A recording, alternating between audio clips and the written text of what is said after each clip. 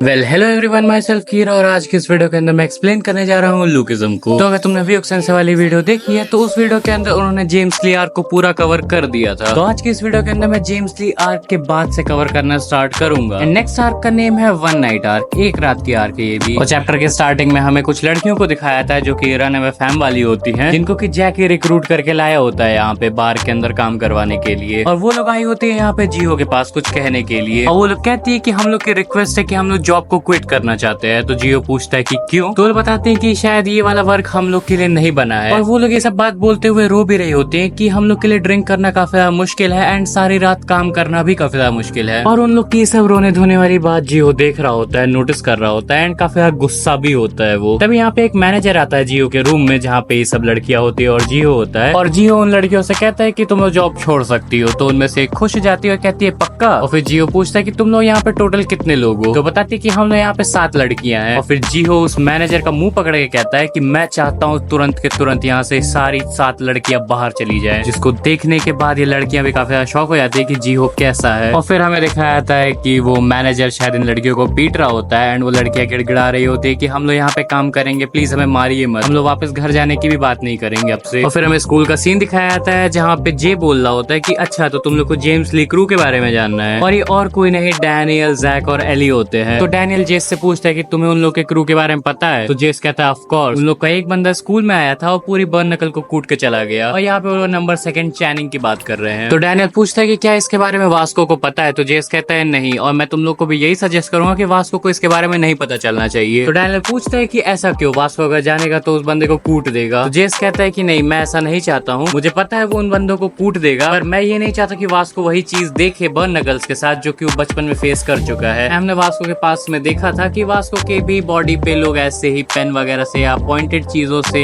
Tattoo वगैरह बनाते थे। तो जैक यहाँ पे कुछ इन्फॉर्मेशन मांगता है उस क्रू से रिलेटेड। तो बताता है कि वो लोग इस टाइम पे गंगबक के अंदर एक बार रन कर रहे हैं, जिसको सुनने के बाद डैनियल थोड़ा सा शॉक हो जाता है। तो जेस बताता है कि वो कोई ऐसा वैसा बार नहीं है, वो एक प्राइवेट बार है जहाँ पे सिर्फ मेंबरशिप वाले कस्टमर्स ही आ सकते हैं। और जेस बताता है कि वो लोग काफी स्किल्ड बिजनेसमैन है। मैंने उन लोग की यूनिफॉर्म के ऊपर थोड़ा बहुत रिसर्च किया और मुझे पता चला कि ये लोग अनसन पब्लिक से हैं। तो डैनियल पूछता है कि हम लोग को अब यहाँ पे क्या करना चाहिए। तो जेस कहता है कि मेरे पास काफी सारी स्ट्रेटेजीज हैं। तो डैनियल पूछता है कि अगर वो लोग बार रन कर रहे हैं तो वहाँ के अंदर एम्प्लॉय तो ऑफ कोर्स होंगे ही, तो वो लोग एम्प्लॉय कहाँ से हायर कर रहे हैं। तो जेस बताता है कि मेरे अकॉर्डिंग उन लोगों ने गैंग डॉग यानी हॉस्टल के रन अवे फैम से बच्चे उठाए हैं। और फिर सीन शिफ्ट होता है, हमें डैनियल और एली को दिखाया जाता है। और जेस का प्लान यहाँ पे ये होता है कि डैनियल और एली को ऐसा एक्ट करना है कि वो लोग भी रन अवे फैम के ही बच्चे हैं, जिससे कि जैकी वापस आएगा, इन लोग को भी रिक्रूट करके लेके जाएगा उस बार के अंदर, जिससे कि इन लोग को एंट्री काफी इजीली मिल जाएगी। और यहाँ पे डैनियल थोड़ा सा एली से बात करने की कोशिश कर रहा होता है और कहता है कि तुम भाई गुस्से में क्यों हो। तो एली कहता है नहीं भाई, मैं गुस्से में नहीं हूँ। और डैनियल एली को जेस का प्लान रिमाइंड कराता है कि भाई प्लीज कोई गड़बड़ मत करियो वरना जेस का प्लान बर्बाद हो जाएगा। और भाई ये दोनों लोग ये क्या पोज दे रहे हैं, और दोनों लोग की शक्लों को देखो एक बार, लाइक क्या ही बोलूं मैं। एंड जेस के प्लान के अकॉर्डिंग यहाँ पे जैकी आ भी जाता है एंड वो इन दोनों से भी पूछता है कि क्या तुम लोग रन अवे फैम के बच्चे हो। फिर सीन शिफ्ट होता है, हमें जेस और जैक को दिखाया जाता है जो कि किसी तो बार के अंदर होते हैं। वो लोग गैंग बक के किसी बार के अंदर होते हैं, बट वो लोग उस बार के अंदर नहीं होते जो कि अनसन पब्लिक चला रही होती है, जियो चला रहा होता है इस बार को। और जैक यहाँ जेस के ऊपर गुस्सा हो रहा होता है कि हम लोग किस बार के अंदर आ गए हैं। तो जेस यहाँ पे बताता है ये मेरे प्लान का पार्ट है, हम लोग इस बार से उस बार के बारे में थोड़ा बहुत पता करेंगे, इन्फॉर्मेशन गैदर करेंगे। और वहाँ पे एक लड़की से, जो कि मुझे नहीं पता बार के अंदर क्या होता है, बट हाँ उस एक लड़की से वो पूछता है उस बार के बारे में जो कि जियो ने खोला अभी रिसेंटली। और वो थोड़ी बहुत चीजें बताती है कि वो लोग जेम्स ली क्रू वाले हैं एंड उन्हीं लोगों ने एक न्यू बार स्टार्ट किया है। और जैक यहाँ पे काफी इरिटेट हो चुका होता है क्योंकि उसे ऐसे ही किसी बार में नहीं आना था। एक लड़की उससे थोड़ा सा चिपकने का ट्राई करती है बट जैक उससे दूर हो जाता है, काफी ज्यादा शॉक हो जाता है। उसकी शक्ल देखो यार एक बार। फिर जैक उस लड़की से उसकी एज पूछता है तो कहती है कि आप मेरी एज जान के क्या करोगे। और फिर जैक कहता है कि तुम देखने में काफी ज्यादा छोटी लग रही हो, इसीलिए मैं तुम्हारी एज पूछी, मैं गुस्सा क्यों होऊंगा तुम्हारी एज जान के। और फिर वो लड़की डार्क साइड बताती है इस बार की कि उसको पैसों के लिए इस बार को ज्वाइन करना पड़ा एज एम्प्लॉय। एंड गैंग बक के अंदर जितने भी बार्स है मोस्टली वो सब कोई गैंग ही चला रही होती है। एंड अगर कोई भी एम्प्लॉय कहता है कि मुझे यहाँ पे काम नहीं करना है तो वो लोग उसको पनिश वगैरह करते हैं, जैसा कि हमने जियो वाले बार के अंदर देखा हुआ था। और वो कहता है कि get out and call your head here. तो वो कहती है अच्छा ठीक है। पर जेस कह रहा होता है कि काफी अच्छा आइडिया नहीं है कि बार के हेड को ही बुला के यहाँ पे उस बार के बारे में इंफॉर्मेशन गैदर करना। तभी यहाँ पे बार का हेड आ जाता है और कहता है कि सर आप मुझे खोज रहे थे। तभी जैक एक पंच दे के मारता है इस बंदे को और उस एक पंच से ये बार का हेड घूम जाता है, लाइक लिटरली देखो। और जेस को रियलाइज हो जाता है कि ये भी जोहान का ही दोस्त है तो कोई प्लान नहीं मानने वाला इसका। और फिर जैक कहता है from now on we are a gang, हम लोग वो गैंग है जो कि गैंग बग को टेक ओवर करने आई है। और तभी इस कैबिनेट के अंदर, जिस कैबिनेट के अंदर जैक और जेस थे, उस कैबिनेट के अंदर कुछ और गुंडे लपाटे आ जाते हैं। और जैक को याद आ रहा है मैंडियोक की फाइट जहाँ पे वो बार बार पिटी रहा होता है उस बंदे से। वो कहता है from now on I can just beat all of them, I won't lose. और जेस को हम लोग को देख के पता चल रहा है भाई बंदा घबराया हुआ है, क्योंकि उसका प्लान यहाँ पे बर्बाद हो चुका है ऑलमोस्ट। अब वो सिर्फ दो ही बंदों पे रिलाई कर सकता है, एली पे और डैनियल पे। और फिर वापस से सीन शिफ्ट होता है, हमें डैनियल को दिखाया जाता है और फिर हमें एली को दिखाया जाता है जो कि काफी गुस्सा हो जाता है और वो जैकी का गला ही पकड़ लेता है, क्योंकि जैकी ही वो बंदा है जो कि रनअवे फैम वाले बच्चों को लेके गया था उस बार के अंदर। और डैनियल यहाँ पे समझ आता है कि एली के साथ टीम अप करना भी मतलब लाइक जेस का प्लान बर्बाद हो जाएगा यहाँ पे। बट तभी डैनियल इन दोनों के बीच में आया था, वो मामला संभाल लेता है और वो कहता है कि एली की तबीयत थोड़ी बहुत खराब रहती है, उसकी मेंटल कंडीशन सही नहीं है। और यहाँ पे जेस का प्लान अभी तक तो बर्बाद नहीं हुआ होता है। और जैकी बताता है कि तुम्हें रिक्रूट करने से पहले हमें तुम्हारा इंटरव्यू भी लेना पड़ेगा। तो कहता है ऑफ कोर्स कोई बात नहीं। और जैकी यहाँ पे लेके जा रहा होता है डैनियल को, बट यहाँ पे एली नहीं आता है। डैनियल कहता है कि तुम नहीं चल रहे हो यहाँ पे मेरे साथ। एली कहता है कि मुझे बस 3 सेकंड चाहिए इन सबको खत्म करने के लिए। तो डैनियल एली को याद दिलाता है कि जेस का क्या प्लान था, तुम ऐसे अभी मारपीट नहीं शुरू कर सकते हो। और ये कह के जैकी यहाँ पे डैनियल को लेके चला जाता है, एली को छोड़ देता है। और फिर सीन वापस से शिफ्ट होता है जैक के ऊपर और जेस यहाँ पे जैक से कह रहा होता है भाई गैंग बग के अंदर एक्चुअली में काफी पावरफुल गुंडे हैं, तुम ऐसे सबसे पंगा नहीं ले सकते। बट हमें नेक्स्ट सेकंड दिखाया जाता है जैक को जो कि काफी बुरी तरीके से इन सभी गुंडों को पीट रहा होता है और वो कहता है आई वोंट लूज अगेन, जिसको देखने के बाद जेस भी काफी ज्यादा शॉक होता है कि जोहान का दोस्त जोहान जैसा ही है। और हमें जैक को दिखाया था जो कि यहाँ पे कम्प्लीटली सभी गुंडों को पीट दिया होता है। एंड ये वाला पोज काइंड ऑफ मुझे एली वाला पोज लग रहा है जब गॉड डॉग के बंदे आए थे येना को परेशान कर रहे थे, तब एली ने भी सारे गॉड डॉग वालों को पीट दिया था, तब उसने भी शायद ऐसा ही कोई पोज हिट किया था। और फिर जैक उस लड़की से कहता है अब कोई एक्सक्यूजेस मत करना और चुपचाप घर चली जाओ। Bro literally did it for a girl, मतलब इसलिए नहीं क्योंकि वो उसे पसंद करता है, मतलब वो ऐसे देख नहीं सकता कोई माइनर ऐसे काम कर रही है। और फिर जेस उन्हीं एक गुंडों में से जो पिट चुका है जैक के हाथों से, जेस उससे पूछता है वही जियो के बार वाले बारे में, बट वो बंदा कहता है कि मुझे उस बारे में कुछ भी नहीं पता है। वो कहता है बस मुझे इतना ही पता है कुछ हाई स्कूल के स्टूडेंट गैंग बग के अंदर बार्स के ऊपर टेक ओवर कर रहे हैं। और तभी यहाँ पे चैनिंग आ जाता है और वो कहता है कि क्या ये तुम दोनों ने किया है? और वो कहता है क्या तुम लोग भी हमारे साथ काम करना चाहते हो? और जेस चैनिंग को देख के समझ जाता है कि ये वही बंदा है जिसने की बर्न नकल्स वालों से पंगा लिया था। और तभी जेस जैक से कहता है कि ये वही है। तो जैक एक पंच दे के मारता है चैनिंग के पेट पे, बट जैक के उस पंच को चैनिंग अपनी एल्बो से ब्लॉक कर लेता है, लाइक लिटरली एल्बो से ब्लॉक कर लेता है। और तभी वो एक किक दे के मारता है जैक के पैर में, जिससे जैक थोड़ा सा डिसबैलेंस हो जाता है और बताता है कि मैं किक बॉक्सिंग करता हूँ। जेस जैक को वार्न करता है कि भाई उससे संभल के रहियो। तो जैक कहता है I am not the Jack you know anymore. और चैनिंग यहाँ पे जैक से कहता है भाई तू इतना वीक है कि मैं सिर्फ एक हाथ से तुझसे लड़ लूंगा, मुझे अपने दोनों हाथ यूज करने की भी जरूरत नहीं है। तो जैक कहता है बेटा प्रॉमिस पे रहना, और जैक यहाँ पे अटैक करने के लिए आगे बढ़ता है, बट चैनिंग फिर से जैक का पंच ब्लॉक कर लेता है। बट जैक एक दूसरा पंच उसके ऊपर फाइनली लैंड कर देता है। जैक वापस से चार्ज अप होता है चैनिंग के ऊपर, बट वो नोटिस करता है कि चैनिंग ने उसे आधा चीर दिया है। एंड ये वही मशीन है जिससे शायद टैटू वगैरह बनाते हैं, I don't have idea, but शायद ये वही मशीन है। एंड ये इस मशीन को, टैटू बनाने वाली मशीन को एज अ वेपन यूज कर रहा है। But Jack doesn't give a shit, वो वापस से चार्ज अप हो जाता है चैनिंग के ऊपर, बट इस बार चैनिंग उसी टैटू पेन से जैक के नकल्स के अंदर ही वो ड्रिल कर देता है और जैक का पूरा हाथ यहाँ पे फट जाता है, मतलब वो दिख रहा है पैनल के अंदर। बट जैक यहाँ पे हार नहीं मानता, वो कहता है आई वोंट लूज अगेन, और वो एक पंच मारता है चैनिंग को जो कि चैनिंग को लग जाता है। और चैनिंग उसी टैटू पेन से जैक के पाम के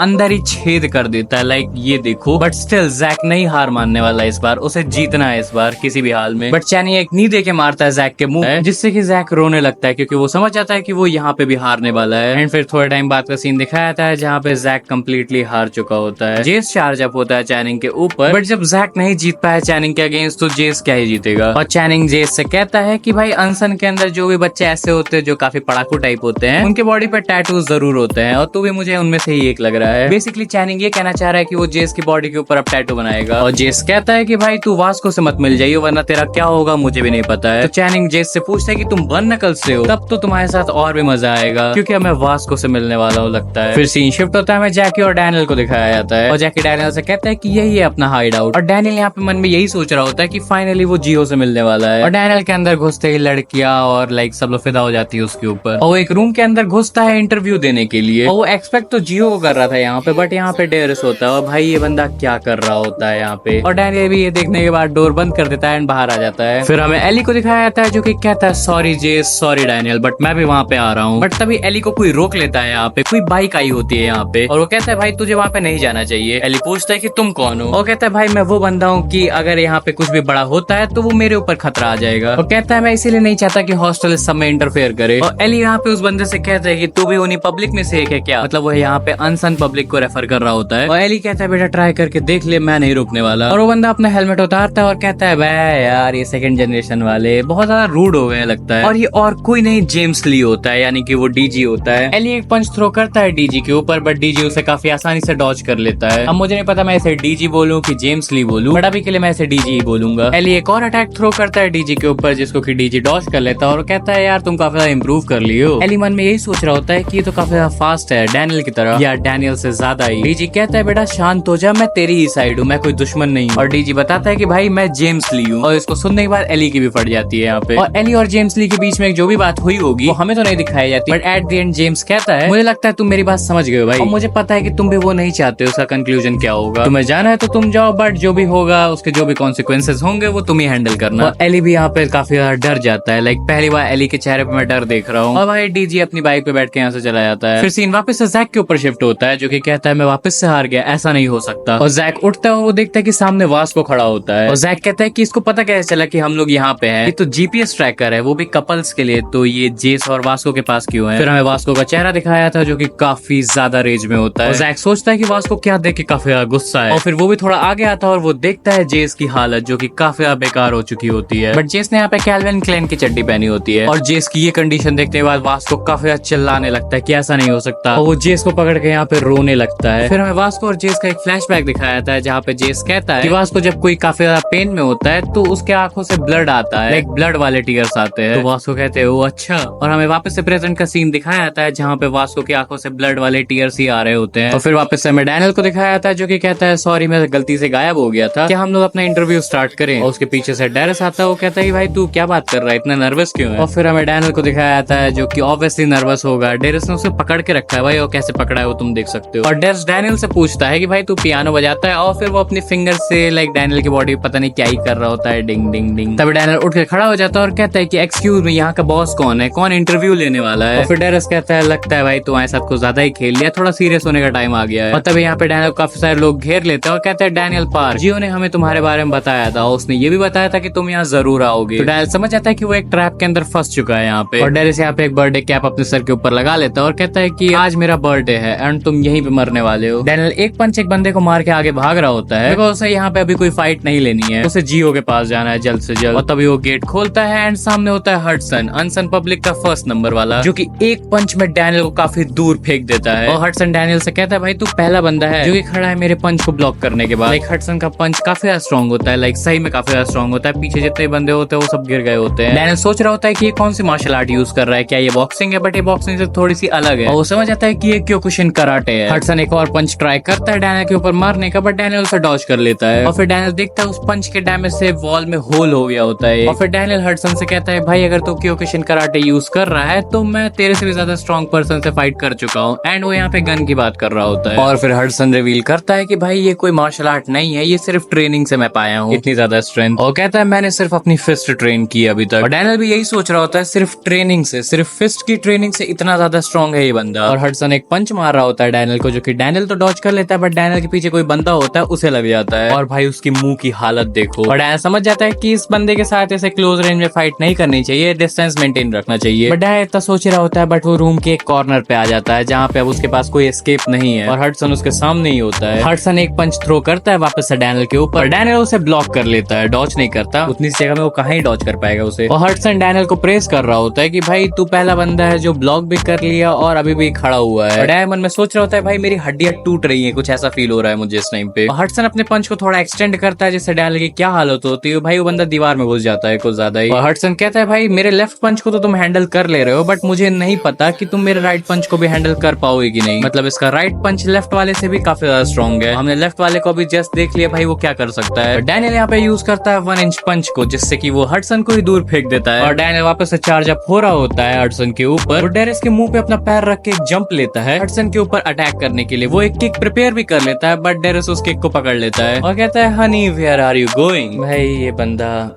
और डैनियल हवा में ही होता है और हडसन उसे एक पंच देके मारता है पेट पे, और यहाँ पे डैनियल नॉक हो जाता है, बेहोश हो जाता है। हडसन कहता है भाई इतना डिसअपॉइंट होने की जरूरत है नहीं, तुम अगर बेहोश नहीं भी हुए होते तो भी तुम मुझे डिफीट नहीं कर पाते। और यहाँ से हडसन चला जाता है। और फिर हमें डैनियल को दिखाया जाता है जो कि लाइक बंदे के मुंह से खून निकल रहा होता है। और भाई यार डेरेस क्या करने की तैयारी में होता है, मतलब लाइक मुझे समझ में आ रहा है कौन सा बर्थडे गिफ्ट लेने वाला है डैनियल से। डैनियल कह रहा होता है कि मेरी बॉडी जल रही है, मुझे ऐसा फील हो रहा है। फिर सीन शिफ्ट होता है, हमें सैमुअल को दिखाया जाता है जो कि कह रहा होता है कि तुम्हारी बॉडी अगर गर्म होने लगे फाइट के बीच में ही, ये मोस्टली सेल्फ हेट्रेड की वजह से होता है, मतलब कि खुद की अंदर की नफरत की वजह से। तुम इस फीलिंग से बच नहीं सकते, जितना तुम अपने आप को हेट करते हो इसी वजह से तुम्हारी फाइट के बीच के अंदर बॉडी बर्न होने लगती है। और कहता है सेल्फ हेट्रेड की वजह से तुम वापस से खड़े होगे और वापस से फाइट को ज्वाइन करोगे। एंड हमें वापस से डैनियल को दिखाया जाता है जो कि डेरेस को एक मुक्का देके मारता है और शायद इसी सेल्फ हेट्रेड की वजह से डैनियल यहाँ पे उठ गया होता है। और इसके बाद वो जो करता है, यहाँ पे जितने भी लोग होते हैं वो एक एक करके सबको कूटना शुरू कर देता है। और इस चीज को देखने के बाद डेरेस काफी शॉक हो जाता है कि ये डैनियल को अचानक से क्या हुआ, ये तो बेहोश हो गया था ना। फिर हमें डैनियल को दिखाया जाता है जो कि वापस से काफी ज्यादा क्रेजी हो जाता है सैमुअल की तरह। और फिर हमें वास्को, जैक और डैनियल को दिखाया जाता है एंड तीनों लोग बोलते हैं since I won't lose any. Well video already काफी ज्यादा बड़ी हो चुकी है। मेरा प्लान तो था जैकी वर्सेस जैक और वास्को वर्सेस चैनिंग की फाइट को भी कवर करने का इस वीडियो के अंदर, बट मेरा फोन गिव अप कर चुका है कि भाई और रिकॉर्डिंग नहीं हो पाएगी। तो जिस भी दिन ये वीडियो अपलोड होगी उसके नेक्स्ट डे इसका दूसरा वाला पार्ट आ जाएगा। And that's it for this video. I hope तुम्हें वीडियो अच्छी लगी होगी, मेरी एक्सप्लेनेशन अच्छी लगी होगी एंड मोस्ट इंपॉर्टेंटली तुम्हें लुकिज्म का ये आर्क अच्छा लगा होगा। मैं मिलता हूं तुमसे किसी नेक्स्ट वीडियो के अंदर। Thank you, bye bye.